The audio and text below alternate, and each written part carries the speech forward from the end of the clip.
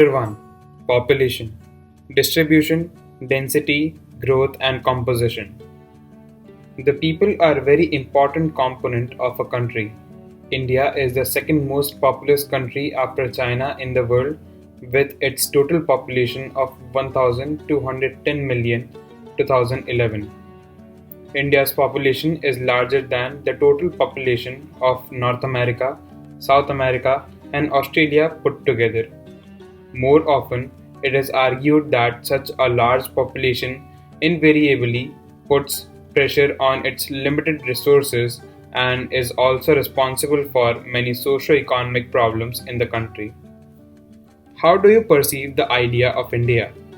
Is it simply a territory? Does this signify an amalgam of people? Is this a territory inhabited by people living under certain institutions of governance?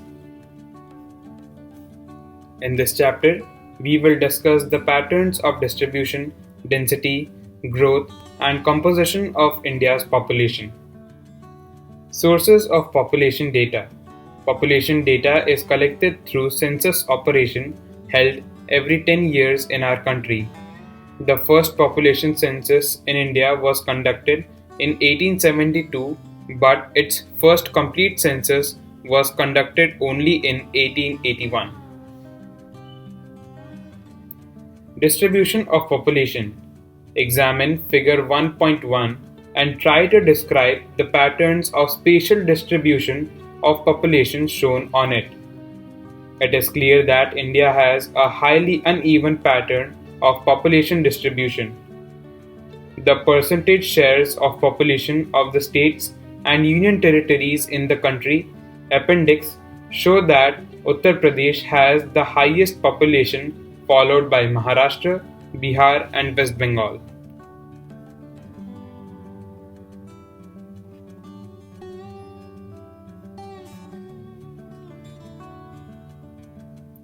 Check from the table that UP, Maharashtra, Bihar, West Bengal, Andhra Pradesh along with Tamil Nadu, Madhya Pradesh, Rajasthan, Karnataka and Gujarat together account for about 76% of the total population of the country. On the other hand, share of population is very small in the states like Jammu and Kashmir, 1.04%, Arunachal Pradesh, 0.11%, and Uttarakhand, 0.84%, in spite of these states having fairly large geographical area. Such an uneven spatial distribution of population in India suggests a close relationship between population and physical, socio-economic and historical factors. As far as the physical factors are concerned, it is clear that climate along with terrain and availability of water largely determines the pattern of population distribution. Consequently, we observe that the North Indian plains, deltas, and coastal plains have higher proportion of population than the interior districts of southern and central Indian states, Himalayas, some of the northeastern and the western states. However, development of irrigation, Rajasthan, availability of mineral and energy resources, Jharkhand, and development of transport network, peninsular states have resulted in moderate to high concentration of population in areas which were previously very thinly populated. Among the socio-economic and historical factors of distribution of population, important ones are evaluation of settled agriculture and agricultural development, pattern of human settlement, development of transport network, industrialization and urbanization. It is observed that the regions falling in the river plains and coastal areas of India have remained the regions of larger population concentration. Even though the use of natural resources like land and water in these regions have shown the sign of degradation, the concentration of population remains high because of an early history of human settlement and development of transport network. On the other hand, the urban regions of Delhi, Mumbai, Kolkata, Bengaluru, Pune, Ahmedabad, Chennai, and Jaipur have high concentration of population due to industrial development and urbanization, drawing a large numbers of rural urban migrants. Density of population. Density of population is expressed as a number of persons per unit area. It helps in getting a better understanding of the spatial distribution of population in relation to land. The density of population in India 2011 is 382 persons per square kilometer. There has been a steady increase of more than 200 persons per square kilometer over the last 50 years as the density of population increased from 117 persons per square kilometer in 1951 to 382 persons per square kilometer in 2011.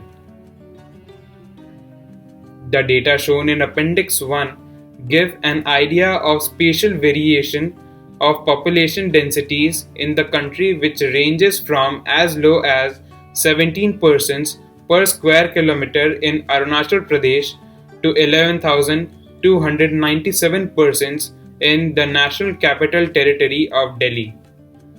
Among the northern Indian states, Bihar, West Bengal, and Uttar Pradesh have higher densities, while Kerala and Tamil Nadu have higher densities among the peninsular states.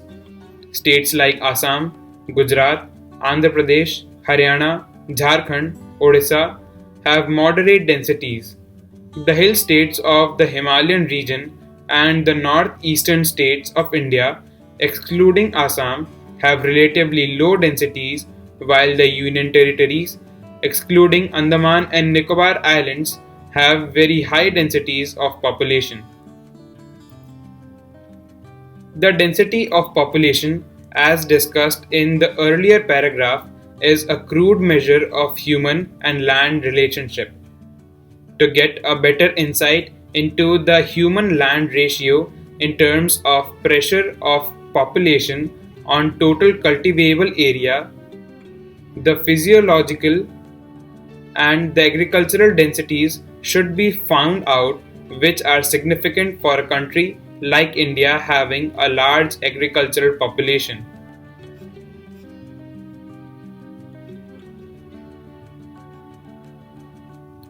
Physiological density, total population by net cultivated area.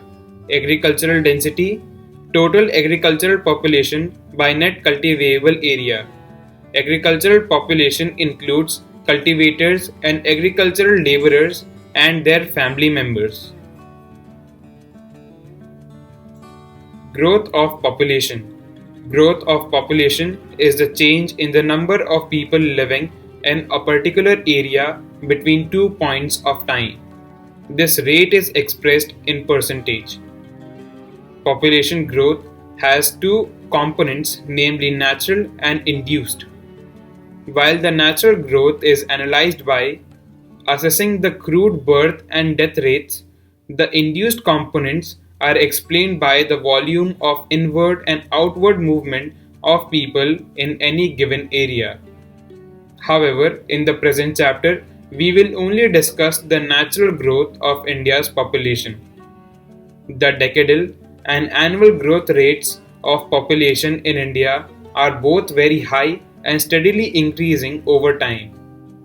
The annual growth rate of India's population is 1.64% 2011.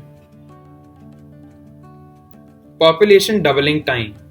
Population doubling time is the time taken by any population to double itself at its current annual growth rate. The growth rate of population in India over the last 1 century has been caused by annual birth rate and death rate and rate of migration, and thereby shows different trends. There are 4 distinct phases of growth identified within this period.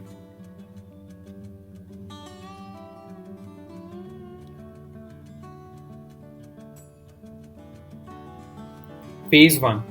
The period from 1901 to 1921 is referred to as a period of stagnation or stationary phase of growth of India's population.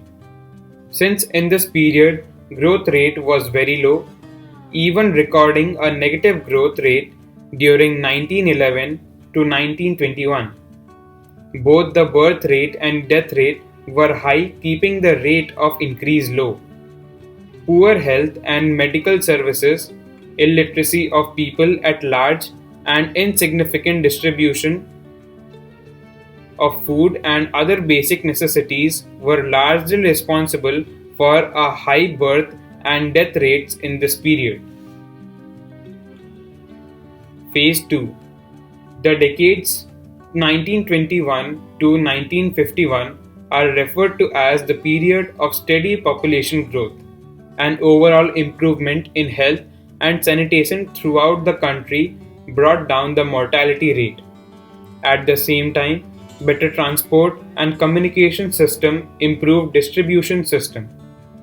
The crude birth rate remained high in this period, leading to higher growth rate than the previous phase. This is impressive at the backdrop of Great Economic Depression, 1920s and World War II. Phase 3. The decades 1951 to 1981 are referred to as the period of population explosion in India, which was caused by a rapid fall in the mortality rate but a high fertility rate of population in the country. The average annual growth rate was as high as 2.2%. It is in this period, after the independence, that developmental activities were introduced through a centralized planning process and economy started showing up, ensuring the improvement of living condition of people at large. Consequently, there was a high natural increase and higher growth rate, besides increased international migration bringing in Tibetans, Bangladeshis, Nepalese, and even people from Pakistan contributed to the high growth rate. Phase 4. In the post 1981 till present, the growth rate of country's population, though remain high, has started showing down gradually. A downward trend of crude birth rate is held responsible for such a population growth. It was in turn affected by an increase in the mean age at marriage, improved quality of life, particularly education of females in the country. The growth rate of population is, however, still high in the country, and it has been projected by the World Development Report that population of India will touch 1,350 million by 2025. The analysis done so far shows the average growth rate, but the country has also wide variation in growth rates from one area to another, which is discussed below. Regional variation in population growth. The growth rate of population during 1991 to 2001 in Indian states and union territories shows very obvious patterns.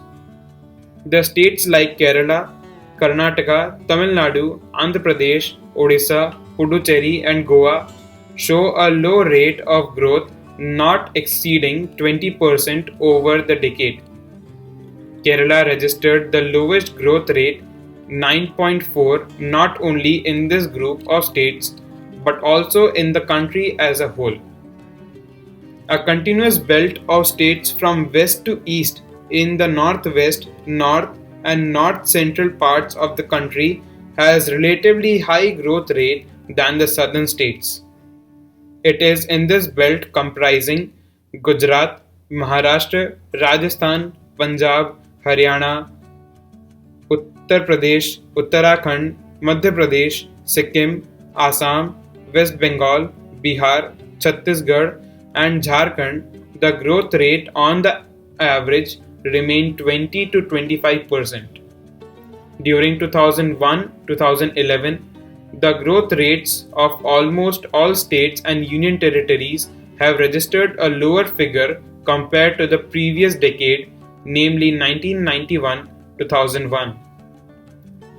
The percentage decadal growth rates of the six most populous states, namely Uttar Pradesh, Maharashtra, Bihar, West Bengal, Andhra Pradesh, and Madhya Pradesh, have fallen during 2001 to 2011 compared to 1991-2001. The fall being the lowest for Andhra Pradesh, 3.5 percent points, and highest for Maharashtra, 6.7 percent points. Tamil Nadu, 3.9 percent points, and Puducherry, 7.1 percent points have registered some increase during 2001 to 2011 over the previous decade. An important aspect of population growth in India is the growth of its adolescents. At present, the share of adolescents, that is, up to the age group of 10 to 19 years, is about 20.9% 2011, among which male adolescents constitute 52.7% and female adolescents constitute 47.3%. The adolescent population, though regarded as the youthful population having high potentials, but at the same time they are quite vulnerable if not guided and channelized properly. There are many challenges for the society as far as these adolescents are concerned, some of which are lower age at marriage, illiteracy, particularly female illiteracy, school dropouts, low intake of nutrition, high rate of maternal mortality of adolescents' mother, high rate of HIV and AIDS infections, physical and mental disabilities, retardedness, drug abuse and alcoholism, juvenile delinquency and committance of crimes, etc. In view of these, the Government of India has undertaken certain policies to impart proper education to the adolescent groups so that their talents are better channelized and properly utilized. The National Youth Policy is one example which has been designed to look into the overall development of our large youth and adolescent population. The National Youth Policy NYP 2014, launched in February 2014, proposes a holistic vision for the youth of India, which is to empower the youth of the country to achieve their full potential and through them enable India to find its rightful place in the community of nations. The NYP 2014 has defined youth as persons in the age group of 15 to 29 years. The Government of India also formulated the National Policy for Skill Development and Entrepreneurship in 2015 to provide an umbrella framework for all skilling activities being carried out within the country and to align these to common standards and link skilling with demand centers. It appears from the above discussion that the growth rate of population is widely variant over space and time in the country and also highlights various social problems related to the growth of population. However, in order to have a better insight into the growth pattern of population, it is also necessary to look into the social composition of population. Population composition. Population composition is a distinct field of study within population geography with a vast coverage of analysis of age and sex, place of residence, ethnic characteristics, tribes, language, religion, marital status, literacy and education, occupational characteristics, etc. In this section, the composition of Indian population with respect to their rural-urban characteristics, language, religion, and pattern of occupation will be discussed. Rural-urban composition. Composition of population by their respective places of residence is an important indicator of social and economic characteristics. This becomes even more significant for a country where about 68.8% of its total population lives in village. 2011. Do you know that India has 6,40,867 villages according to Census 2011, out of which 5,97,608, 93.2%, are inhabited villages? However, the distribution of rural population is not uniform throughout the country. You might have noticed that the states like Bihar and Sikkim have very high percentage of rural population. The states of Goa and Maharashtra have only little over half of their total population residing in villages. The Union Territories, on the other hand, have smaller proportion of rural population, except Dadra and Nagar Haveli, 53.38%. The size of the villages also vary considerably. It is less than 200% in the hill states of northeastern India, western Rajasthan and Rann of Kutch, and as high as 17,000 persons in the states of Kerala and in parts of Maharashtra. A thorough examination of the pattern of distribution of rural population of India reveals that both in intra and interstate levels, the relative degree of urbanization and extent of rural-urban migration regulate the concentration of rural population.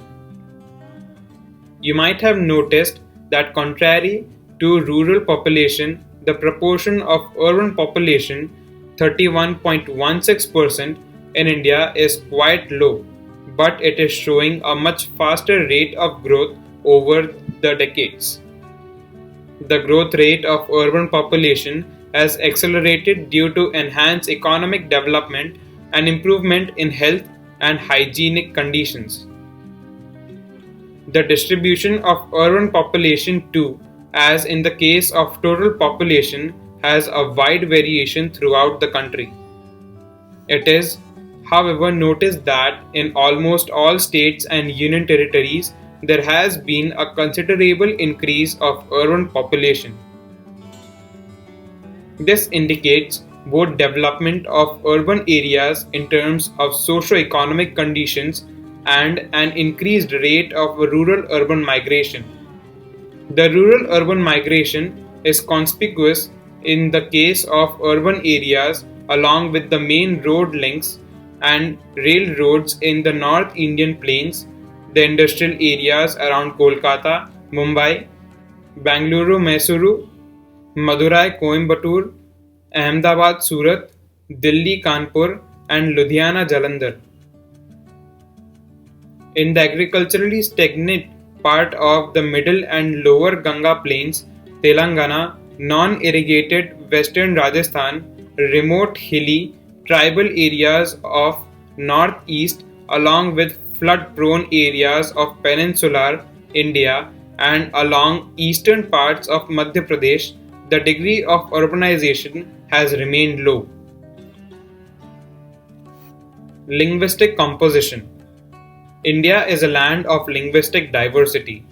According to Grierson, Linguistic Survey of India, 1903 to 1928, there were 179 languages and as many as 544 dialects in the country.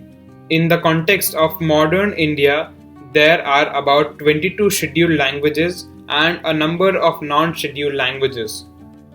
Among the scheduled languages, the speakers of Hindi have the highest percentage.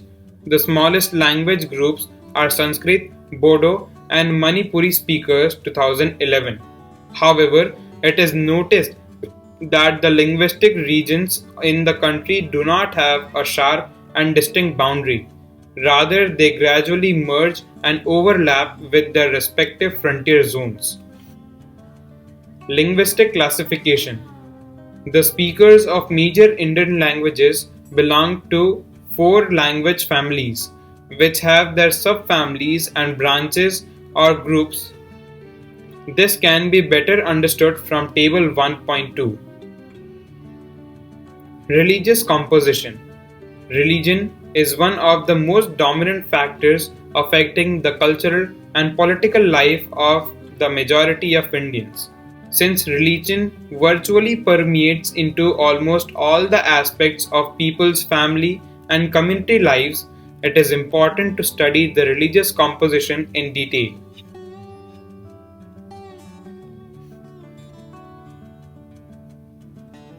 The spatial distribution of religious communities in the country shows that there are certain states and districts having large numerical strength of one religion, while the same may be very negligibly represented in other states.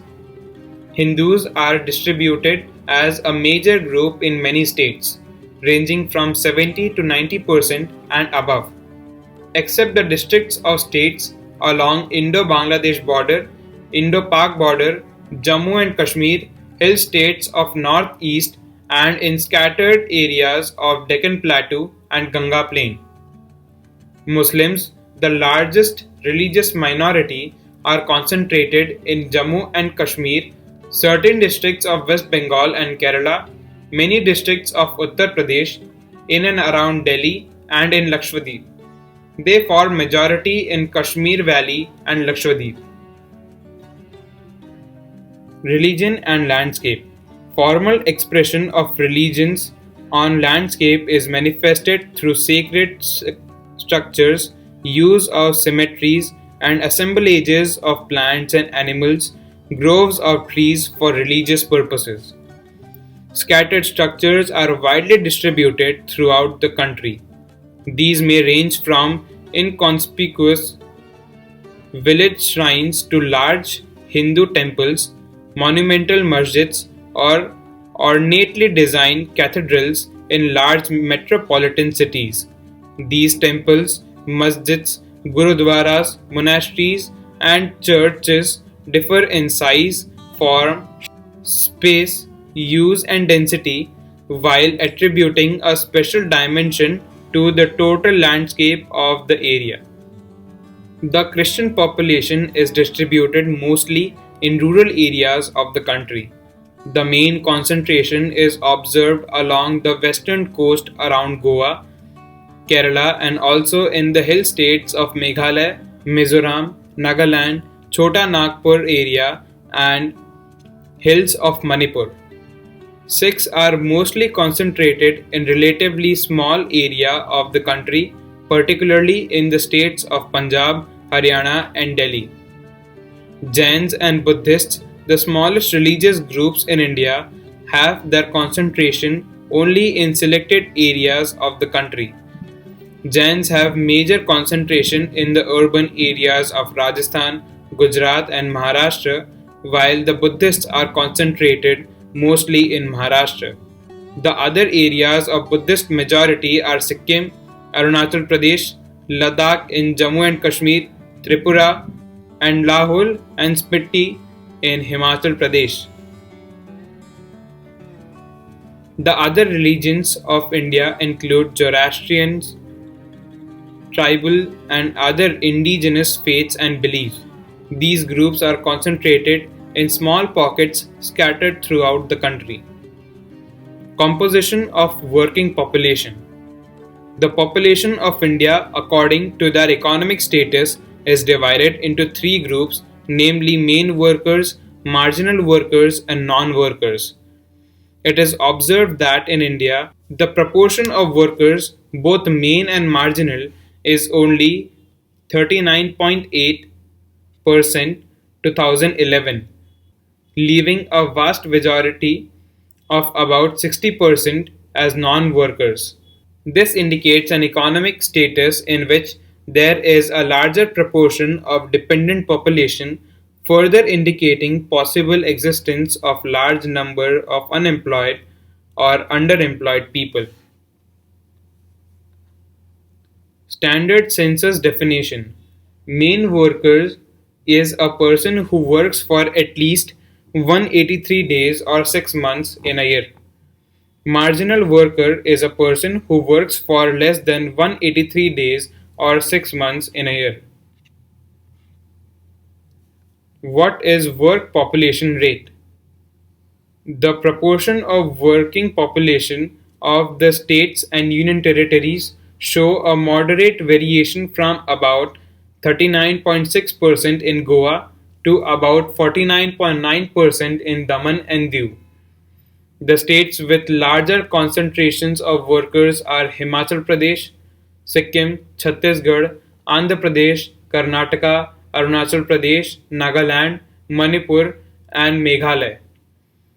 Among the Union territories, Dadra and Nagar Haveli and Daman and Diu have higher participation rate. It is understood that in the context of a country like India, the work participation rate tends to be higher in the areas of lower levels of economic development since number of manual workers are needed to perform the subsistence or near subsistence economic activities. The occupational composition of India's population, which actually means engagement of an individual in farming, manufacturing, trade, services, or any kind of professional activities, show a large proportion of primary sector workers compared to secondary and tertiary sectors. About 54.6% of total working population are cultivators and agricultural laborers, whereas only 3.8% of workers are engaged in household industries and 41.6% are other workers including non-household industries, trade, commerce, construction and repair and other services. As far as the occupation of India's male and female population is concerned, male workers outnumber female workers in all the three sectors. Promoting gender sensitivity through Beti Bachao Beti Padhao social campaign. The division of the society into male, female, and transgender is believed to be natural and biological. But in reality, there are social constructs and rules assigned to individuals which are reinforced by social institutions. Consequently, these biological differences become the basis of social differentiations, discriminations, and exclusions. The exclusion of over half the population becomes a serious handicap to any developing and civilized society. It is a global challenge which has been acknowledged by the UNDP when it mentioned that if development is not engendered, it is endangered. HRD UNDP 1995. Discrimination in general and gender discrimination in particular is a crime against humanity. All efforts need to be made to address the denial of opportunities of education, employment, political representation, low wages for similar types of work, disregard to their entitlement to live a dignified life, etc. A society which fails to acknowledge and take effective measures to remove such discriminations cannot be treated as a civilized one. The Government of India has duly acknowledged the adverse impacts of these discriminations and launched a nationwide campaign called Beti Bachao Beti Padhao. Occupational categories. The 2011 census has divided the working population of India into four major categories: cultivators, agricultural laborers, household industrial workers, other workers.